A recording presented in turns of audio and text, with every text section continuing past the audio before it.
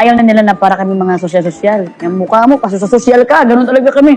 Pag kunwari, mama, gusto ko na, pag may kapitbahay namin, may dalang kuan. Parang chocolate na iniinom. Gusto ko ng chocolate. Ang gusto mo? Bakit mo gusto ng chocolate? Nainggit ka? Gusto ko na uminom. Hindi ako nainggit. Nainggit ka. Bugugin ka talaga. Grabe kayong paluin noon. Grabe kami paluin dito. Pag ka lang magalit siya, pag kunwari, ayaw talaga niya na naiinggit ka si Papa. Ayaw niya na naiinggit ka. Kaya, wag ka kahit gusto mo na, wag ka talaga magsabi, gusto ko yun. Gusto mo yan? Wala, okay lang ako. Happy to you. Doon lang kami.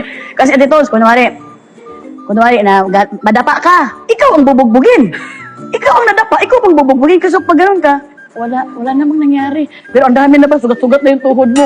Ganun kami dito. Hindi, makukulit kasi kayo nung bata kayo eh. Sobrang makukulit. Ang kuya ko, takbuhan.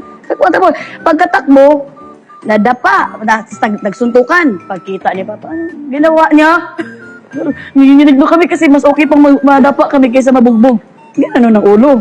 Bug, semento. Uy, pero bantay bata ba yung time na yun? Pero kasi, ang papa ko, Pero grabe talaga ang disiplina grabe noon. ang disiplina, eh.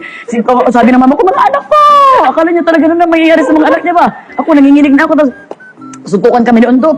Ay, bakit kayo nagsuntukan? Binigyan kami ng arnes. O, arnes. Paluin mo si Inday. Pinalo ako. Paluin mo si Undo.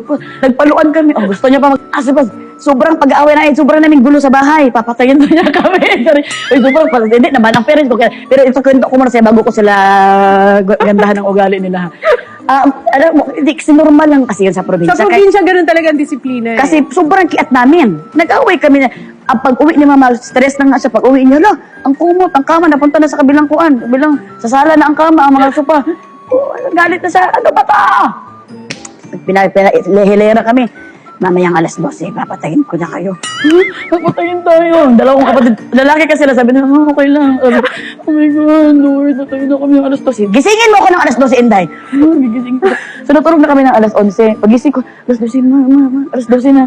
Sabi niya, tumahimik ka yan. Mabuti hindi kami pinatay.